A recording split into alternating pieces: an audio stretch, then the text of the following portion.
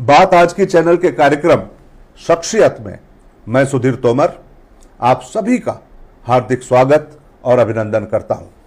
साथियों, जैसा कि आप जानते हैं, हमारे चैनल की ये परंपरा हो चुकी है कि शख्सियत के अंदर हम ऐसे लोगों को आपसे सामने लाते हैं, आपसे रूबरू कराते हैं, जिनसे हमारे बच्चे, हमारे शहरवासी, माता पिता, जन जन को प्रेरणा मिल सके। ऐसी शख्सियतों में लगातार हम नई शख्सियतों का शुमार करते आ रहे हैं। आज जिस शख्सियत से हम आपको मिलवाने जा रहे हैं, उसकी आयु तो बहुत कम है, उसकी योग्यता अनुपम है। उसी योग्यता के बलबूते आज वो हमारे इस कार्यक्रम में शख्सियत के रूप में शामिल होने का हक हासिल करा है। हक हासिल करना और हक देना दो अलग अलग चीजें हैं। हक दिया जाता है वोट देकर के, समर्थन देकर के,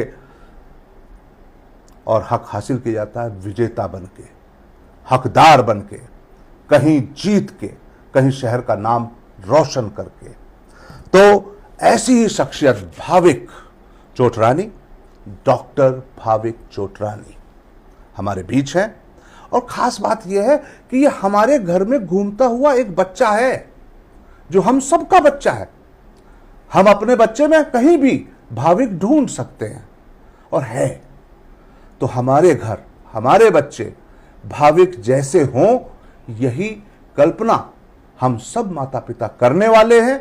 और हम चाहेंगे कि भाविक से जाने कि वो भाविक कैसे बना, वो डॉक्टर कैसे बना, और डॉक्टर बनने के बाद उसने अपने आप को देश के सर्वोच्च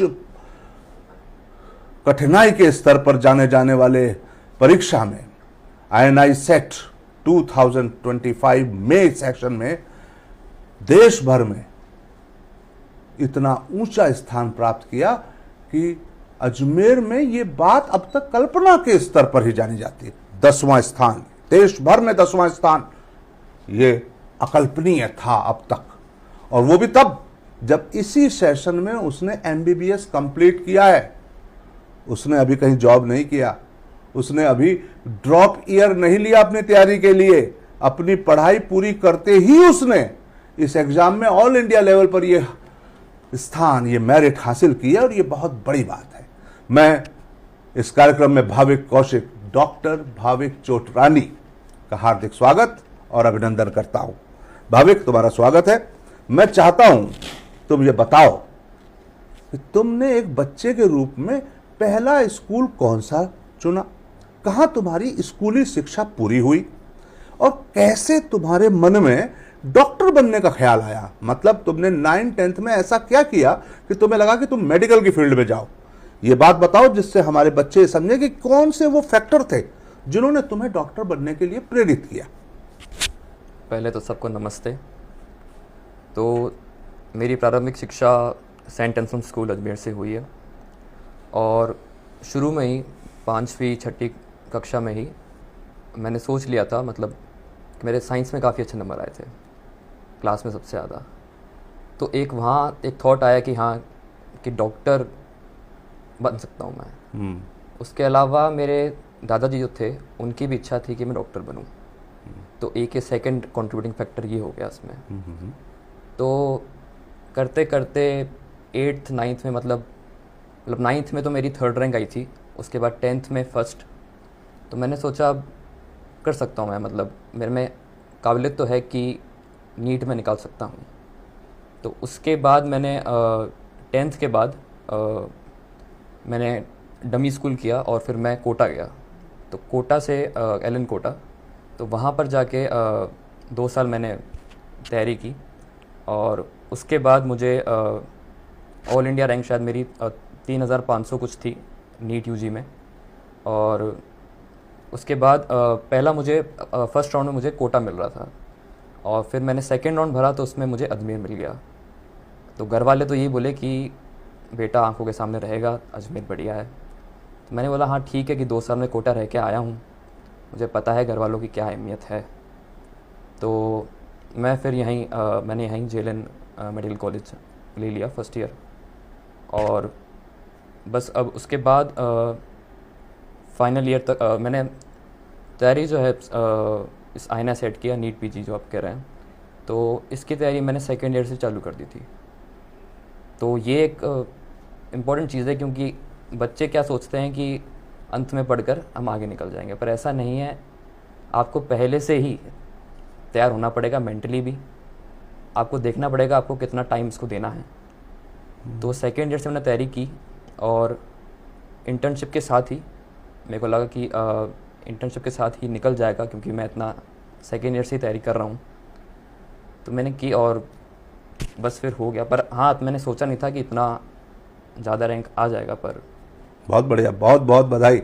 लेकिन एक बात बताओ, एक बच्चा जो अजमेर में पढ़ रहा है और वो फर्स्ट ईयर में, सेकेंड ईयर में, थर्ड ईयर में आया है, सभी उसके साथी मौज मस्ती कर रहे हैं, सभी उसके साथी रूटीन में जैसी क्लासेज हो रही है उन सबको अटेंड कर रहे हैं, आप भी अटेंड कर रहे हैं। बाकी साथी जब अपने आप को रिक्रिएट कर रहे हैं, उस समय कहीं घर में बैठ के आप पढ़ रहे हैं। कहीं ये बात कुछ अजीब सी, आपका कोई दोस्तों का कोई ग्रुप ऐसा था जिसने आपको ये प्रेरित किया, ये सारे दोस्त करते थे इसी तरह से आपकी तरह तैयारी, या आपने अलग अपने आप का कोई रास्ता चुना? इस बारे में बताइए। ये बहुत अच्छा विषय है। क्या है कि ज़्यादातर जनता, आप कह सकते हैं 90%, ये इनको चाहिए कि मज़ा भी चाहिए, साथ में जो भी रूटीन एक्टिविटीज़ वो करते हैं। पर अगर कुछ हटके करना है तो आपको अपना ज़्यादा समय उस चीज़ में लगाना पड़ेगा। और दूसरी बात यह है कि दोस्तों की जो संगति है वो बहुत ज़्यादा मैटर करती है। कि हाँ, ऐसे कहीं बच्चे थे कि रूटीन क्लास भी आते थे, मस्ती भी करते थे। ये भी ऐसा नहीं कि मैं मस्ती नहीं करता था, मैं भी बाहर जाता था अपने दोस्तों के साथ। पर एक ये है कि मैं देखता था कि मेरा टाइम तो वेस्ट नहीं हो रहा, कि दोस्तों के साथ बैठ गए तो घंटों ही बैठे हैं, ऐसे ही बस बैठे हैं और कुछ मतलब आगे देख नहीं रहे कि क्या है अब। तो ये एक पॉइंट है जो मैं उठाना चाहूँगा कि इंसान को अपने एक तो दोस्त सही से चुनने चाहिए, दूसरा अपना टाइम उसका कहाँ जा रहा है उसे वो दूसरा ये चीज़ सोचनी चाहिए, और तीसरा उसको ज़िंदगी से चाहिए क्या, तीसरी ये चीज़। तो अगर ये तीन चीज़ें किसी की सॉर्ट आउट हैं तो वो कुछ भी कर सकता है। सुनने में काफ़ी आइडियलिस्टिक बात लगी कि नहीं? ऐसा लगा ना कि जैसे आजकल का कोई बच्चा ऐसी बातें कैसे कर सकता है, जब बड़े भी ये बात नहीं समझ पा रहे कि हमें अपने समय को सदगति से सही संगत में रखना चाहिए, अपने आप को समय का सही सदुपयोग करना चाहिए, जीवन को सदमार्ग पे लेके चलना चाहिए, जिस समय पे जो काम करना है वही उस समय पे करना चाहिए। ये बातें तो आचार्य रविशंकर के कैंप में जाने के बाद भी नहीं सीख पा रहे हैं लोग। अगर कोई छात्र अपने छात्र जीवन में ये बातें सीखता है, तभी वो किसी बड़े उद्देश्य की प्राप्ति के लिए खुद को तैयार कर पाता है। मैं कोई बड़ी बात नहीं है, भाविक हम जैसा ही, हमारे बच्चों जैसा ही एक बच्चा तो है, बस थोड़ा सा रास्ता सही करा और मंजिल मिल गई। तो मंजिल कोई बड़ी भी चीज नहीं है, अगर आप उसकी प्राप्ति के लिए सतत सफल प्रयासरत हैं। सफलता प्रयास करने वालों को ही मिलती है, लेकिन सफलता पाने के लिए जो प्रयास हैं उनको सही दिशा मिलनी चाहिए, और उसके लिए सही मायने में कोई मार्गदर्शक की जरूरत होती है। कभी कभी जैसे हम हैं ना माता पिता की तरह, कई बार अपने बच्चे को जाते हुए किसी दिशा में देखते हैं और हमें लगता है कि वो सही नहीं है और बच्चे को लग रहा है वो सही है, तो हम थोड़ा बहुत समझाते हैं, थोड़ा शिफ्ट करते हैं, ध्यान थोड़ा सा बदलते हैं, और फिर बच्चे को दूसरी चीज़ सही लगने लगती है और वो छोड़ देता है जो हम चाहते हैं कि वो छोड़ दे। तो ऐसे ही कैरियर का समय पे जब हम पीक पर होते हैं, जब किसी अच्छे संस्थान से हम पढ़ाई कर रहे होते हैं, तब भी हमें सही दिशा देने के लिए किसी की तो जरूरत होती है, कोई तो मार्गदर्शक होता है। तो तुम बताओ कि तुम्हारा रोल मॉडल कौन रहा इस कॉलेज में? इस कॉलेज में नहीं, जब तुम्हें इस दिशा में, जब सब मस्ती कर रहे थे, तुम्हें किसी ने ये कैसे समझा दिया कि बेटे तुम मेहनत करो, तुम सही रास्ते चलो, समय का सही सदुपयोग करो, वेस्ट मत करो टाइम, और अपनी मंजिल प्राप्त करो। सेकेंड ईयर में ये बात सोचना कि पीजी में जाना है, ये बहुत जल्दबाजी है, आसान नहीं है, नॉर्मली ऐसा होता नहीं है। तो किसने? ऐसा कोई स्पेसिफिक रोल मॉडल तो था नहीं वैसे, मैं बोलूँ तो।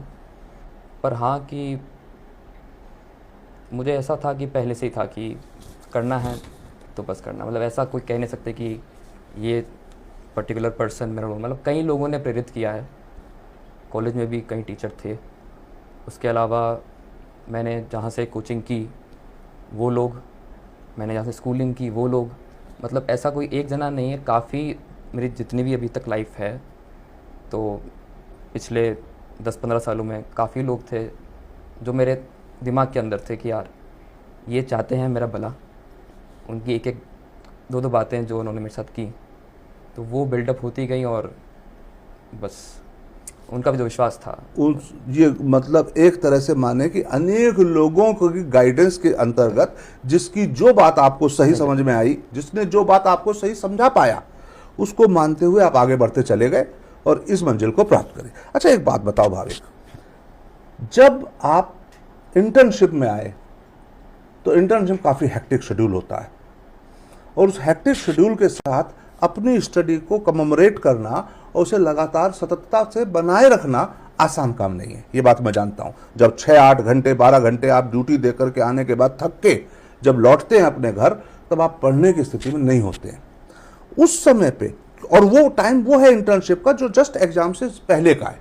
आप दूसरे सेकेंड ईयर से तैयारी कर रहे थे, लेकिन अब जब तैयारी की वास्तविक जरूरत थी समय की, उस समय पे इंटर्नशिप थी। कैसे मैनेज किया? और बताओ हमारे उन सभी एस्पायरेंट्स को जो 3rd ईयर 4th ईयर में अब हैं कि वो कैसे मैनेज करें जेएलएन में पढ़ते हुए, अपनी ड्यूटीज पूरी करते हुए, पढ़ाई के साथ, इंटर्नशिप के साथ, पीजी की तैयारी के लिए। तो जो हमारी इंटर्नशिप रहती है वो 12 महीने की रहती है, तो आप सही कह रहे हो 10 से 12 घंटे काफ़ी हेक्टिक काम होता है, पर ये केवल 6 महीने के लिए। बाकी के जो 6 महीने हैं उसमें करीबन आपको 6 घंटे की ड्यूटी देनी पड़ती है। तो एक ये पॉइंट है। अगर और ये इंटर्नशिप के दौरान जब आप ड्यूटी करके आते हो तो काफ़ी मतलब मेंटल स्ट्रेस जो आपने झेला होता है उसके कारण पढ़ना तो काफ़ी मुश्किल होता है।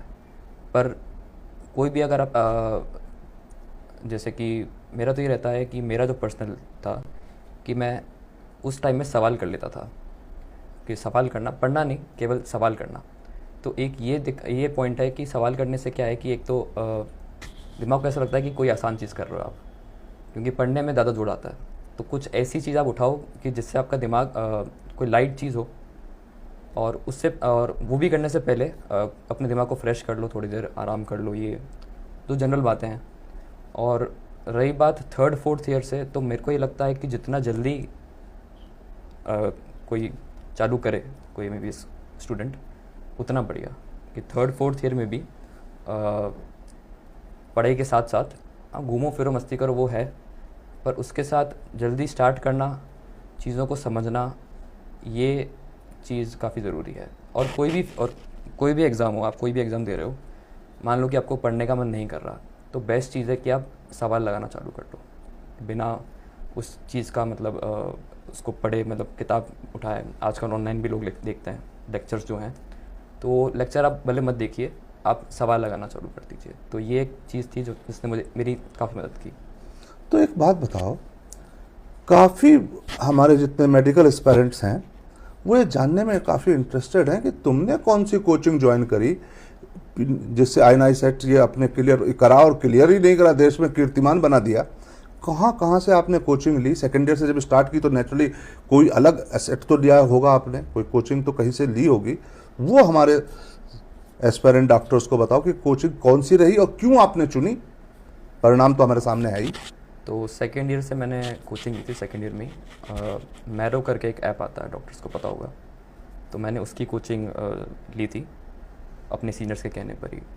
और तब मैरो काफ़ी नया था, मतलब उसको 2-3 साल ही हुए थे मार्केट में आ गए, पर धीरे धीरे लगा कि हाँ बढ़िया ऐप है, इससे किया जा सकता है। इसके अलावा भी मार्केट में भी काफ़ी ऐप आ रहे हैं। मेरा ये मानना है कि आप कोई भी ऐप ले लीजिए, पर वो है उस ऐप का यूज़ तो करें। मैंने ये देखा है कि जो बच्चे हैं हमारे MBBS के जो स्टूडेंट्स हैं, वो ऐप तो ले लेते हैं, वो ऐप पड़ा हुआ है बस। 1 साल का उन्होंने सब्सक्रिप्शन ले लिया, 5-10 दिन यूज़ करके वो ऐप भी पड़ा हुआ है, उसको यूज़ कर ही नहीं रहे हैं। तो ऐप भले आप कोई भी यूज़ करें, उसको सही से यूज़ करना, उसका पूरी तरीके से यूज़ करना, इसकी कमी है। अगर इसको कोई पूरा कर ले तो फिर।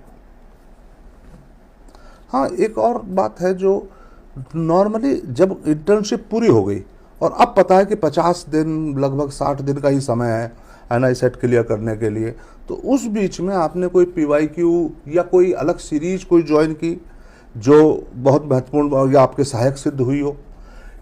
नॉर्मली मैं जानता हूं कि टीएनडी जो है, टेस्ट एंड डिस्कशनिंग मेथड, इसमें काम आता है, लेकिन आपने कोई पर्टिकुलर ऐप है वो बताइए। तो लास्ट के 6 महीनों में मैंने डैम्स नाम का ऐप था, तो उसका मैंने टेस्ट सीरीज़ ज्वाइन किया था। तो उससे भी काफ़ी मदद मिली मेरे को कि कुछ नए पैटर्न के क्वेश्चंस। तो एक चीज़ ये मतलब थी, पर उसके लिए ज़रूरी है कि आप पहले अपना बेस तो स्ट्रॉन्ग कीजिए कि एक ऐप को यूज़ कर, अगर आपने यूज़ किया है 2-3 साल, तो 2-3 साल उसको यूज़ करें अच्छे तरह से, उसको पूरा ख़त्म करके कि मुझे पता है कि अब इतना मेरे को स्ट्रॉन्ग है मेरा बेस, तो आप किसी और ऐप पे जा सकते हैं क्वेश्चंस को ढूंढने के लिए कि कुछ नए तरीके के क्वेश्चंस अगर मुझे मिल जाएं दिमाग चलाने के लिए। तो ये हाँ, तो एक बात जो भावे की बातों से सामने आ रही है वो ये है कि 3, 4, 5 किताबें पढ़ने से नहीं होता। एक ही विषय पर एक भी किताब अगर आपने ढंग से पढ़ ली, काम हो जाता है। तो महत्वपूर्ण ये नहीं है कि आपके पास किताबें कितनी हैं। अगर किताबें ज़्यादा होने से ही कोई बुद्धिमान होता तो लाइब्रेरियन सबसे बुद्धिमान होता। तो ऐसा नहीं है कि किताबें ज़्यादा होने से कुछ होगा। बात यह है कि किताब है और आपने उसे कितनी गहराई से समझा और पढ़ा।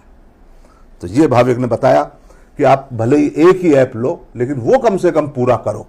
भाविक, एक बात और पूछने का मन हो रहा है, और वो ये पूछने का मन हो रहा है कि अब तुम देश के सर्वोच्च संस्थान के अंदर पहुंच गए हो। अब जब तुम वहां पहुंचोगे तो तुम एक बेहतरीन डॉक्टर के रूप में अपना कोर्स कंप्लीट करने के बाद बाहर निकलोगे। कैरियर पर्सपेक्टिव होते हैं, हर बच्चे के होते हैं।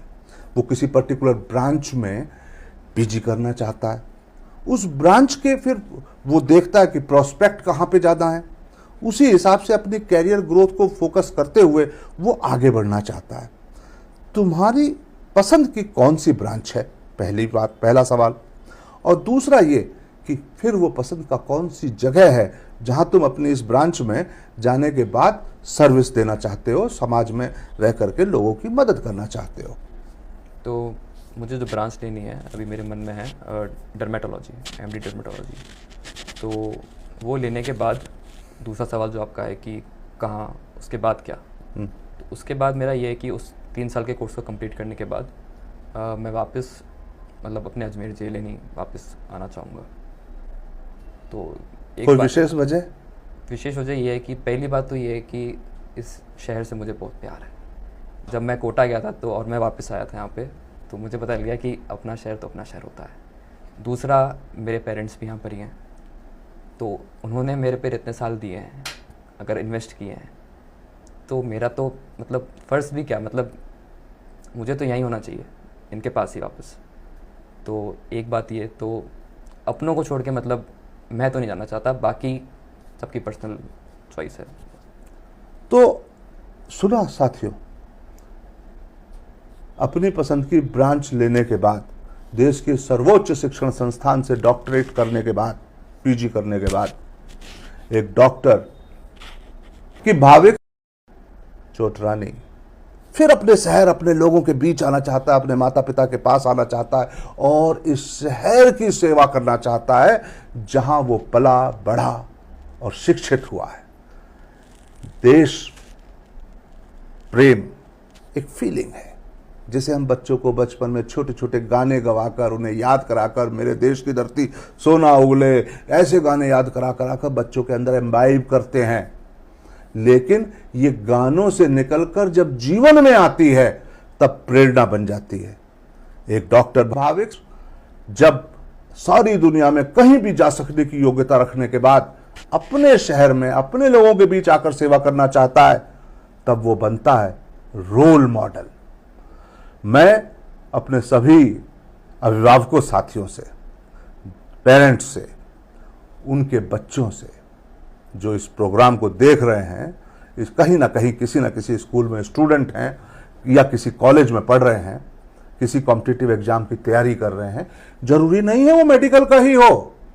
भाविश सिर्फ मेडिकल के डॉक्टरों के लिए एक रोल मॉडल नहीं है, भाविश मॉडल है उन सब के लिए जो जीवन के सर्वोच्च शिखर पर पहुंच सकने की योग्यता रखने के बावजूद अपने ही शहर को अपना सेवा क्षेत्र चुनते हैं। आप भले ही आईएएस की तैयारी कर रहे हो, भले ही किसी और फील्ड में आप तैयारी कर रहे हो, लेकिन अगर आपका फोकस है कि मैं अपने माता पिता के साथ बाकी का वक्त बिताना चाहता हूं, मैं उस शहर की भी सेवा करना चाहता हूं जिस शहर में मैं पला बढ़ा हूं, तो यकीन मानिए, देशभक्ति यही होती है और यही मातृ पितृ भक्ति होती है, और अपने शहर की सेवा सर्वोच्च सेवा है। यहाँ के लोगों को जब सर्वोच्च स्तर के डॉक्टरों के माध्यम से अपने स्वास्थ्य की देखभाल करने का मौका मिलेगा तो हम सभी तो सौभाग्यशाली होंगे।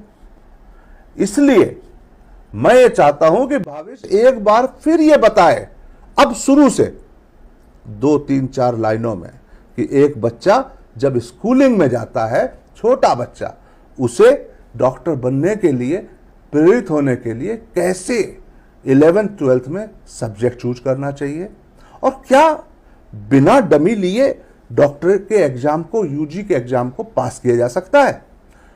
फिर कैसे एक बच्चा मेडिकल एमबीबीएस का स्टूडेंट बने।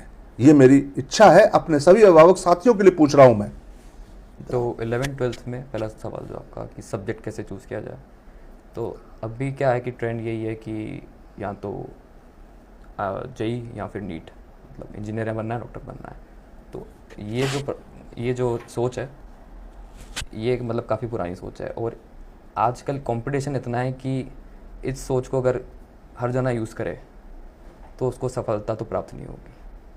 तो पहले आपको क्लियर होना पड़ेगा कि आपका इंटरेस्ट कहाँ पर है, आर्ट्स में है, कॉमर्स में है, साइंस में है। उसके बाद अगर मान लीजिए साइंस में, क्योंकि मैंने साइंस उठाई थी, तो साइंस में भी आप देखें तो कंपटीशन काफ़ी ज़्यादा है, इंजीनियर्स में भी, डॉक्टर्स में भी।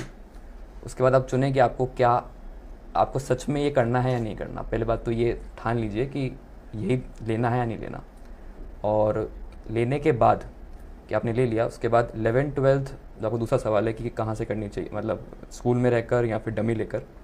तो मैंने डमी की थी, पर आजकल जब मैं कर रहा था तो उस टाइम पर इतने ऑनलाइन प्लेटफॉर्म्स नहीं थे, तो बच्चा घर बैठ के नहीं पढ़ सकता था। पर अब ये पॉसिबल है कि रेगुलर स्कूलिंग के साथ ही, रेगुलर स्कूल ख़त्म होने के बाद ऑनलाइन काफ़ी प्लेटफॉर्म्स हैं, तो उससे यूज़ करके मतलब बच्चा आराम से निकल भी सकता है। और आज बच्चे कर भी रहे हैं, ऐसा तो नहीं, बच्चे कर भी रहे हैं आजकल।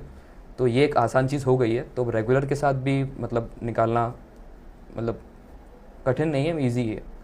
और तो साथियों, मैं बताना चाहता हूं कि इसने जितनी भी बात डॉक्टर ने कही है हमारे, इसने इसमें कहीं ये नहीं कहा कि माता पिता आपको कोई सब्जेक्ट लेने के लिए प्रेरित कर रहे हैं या दबाव डाल रहे हैं।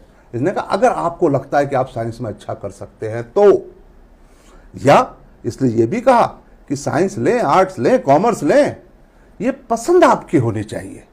ये नहीं होना चाहिए कि किसी और के कहने पे, भले ही वो माता पिता ना हो, भले वो किसी भी और के कहने पर हम कोई सब्जेक्ट लेने पर विवश ना किए जाएं, क्योंकि विवशता में चुनी हुई ब्रांच हमें परफेक्शन के स्तर पर जाने नहीं देती। इसलिए हम अपनी इच्छा से चुनाव करें विषय का, और उस फिर विषय में पारंगत होने के लिए जी जान एक करते हैं, तभी एक बच्चा भावुक हो जाता है। भावुक हो गए होंगे माता पिता, और बच्चा हो सकता है भावुक। ये बहुत मुश्किल नहीं है, लेकिन हां, ये कठोर रास्ता जरूर है। इस कठोर रास्ते पर हमारे बच्चे चलें, अपने सभी रिक्रिएशन के साथ, अपने सभी अभिरुचियों को जिंदा रखते हुए, लेकिन जिस समय पढ़ रहे हैं उस समय सिर्फ पढ़ें, इतना सा, और कुछ नहीं करना है। यही भाविक ने किया है। वो एक आम स्टूडेंट है, वो स्टूडेंट्स के अपने साथियों के साथ मस्ती कर रहा था, क्लास अटेंड कर रहा था, वो काम कर रहा था जो वो करना किसी भी और स्टूडेंट ने किया होगा, लेकिन सिलेक्शन भाविक का हुआ है। क्यों? क्योंकि उसने अपनी मंजिल को सदैव अपने ध्यान में रखा है और उसके लिए काम किया है। बस इतनी सी बात है। मैं अब आमंत्रित करता हूं, भाविक के रोल मॉडल है जिन्होंने बहुत हमेशा वक्त वक्त पर उसे गाइड किया है और उसे प्रेरित किया है अपने इस महाविद्यालय को सर्वोच्च समझने के लिए, और शायद उसी का परिणाम है कि वो ये भाविक आज दुनिया में कहीं भी जाकर, ऑक्सफोर्ड में जाकर सेवा दे सकता है। वो ये कह रहा है मैं जेलन में आकर सेवा देना चाहता हूं। ये प्रेरणा देने की जो शक्ति है डॉक्टर आर के माथुर साहब, वो हमारे बीच में है। मैं चाहूंगा कि हम, और भाविक के मम्मी पापा, उसकी मौसी, सभी लोग हैं, मैं चाहूंगा कि एक बार वो सब आएं, भाविक को आशीर्वाद दें और आप देखें कि वो आप जैसे ही हैं और भाविक हमारे अपने बच्चे जैसा। तब हम सब ये देखते हैं तो हम जानकर समझ सकते हैं कि हम सब अगर सही दिशा, अगर सही मार्गदर्शन देंगे तो हमारे बच्चे कोई भी मंजिल प्राप्त कर सकते हैं, किसी भी सीमा तक जाकर के किसी भी उच्चोष शिखर को छू सकते हैं। ये सब संभव है सिर्फ सही मार्गदर्शन से, वो माता पिता से और वो गुरु से, दो ही से दिया जाना संभव है। ठीक है, मैं आमंत्रित करता हूं भाविक के माता पिता डॉक्टर आर के माथुर साहब और भाविक के परिवारजन, उसके माता पिता, उसके मामा, सभी इस समय मेरे साथ हैं और हम सब इस पूरे शहर के प्रतिनिधि के रूप में भाविक को भावी जीवन के लिए शुभकामनाएं भी देते हैं और आशीष भी। और इसकी बात को सदैव याद दिलाने के लिए ये वीडियो रिकॉर्ड कर लिया हमने कि भाविक लौटो, योग्यता हासिल करो, आओ हम सब के साथ मिलकर इस अजमेर की सेवा करो। बहुत बहुत धन्यवाद आप सभी को, मेरे सुधी दर्शकों को, हम सब की तरफ से बहुत बहुत धन्यवाद।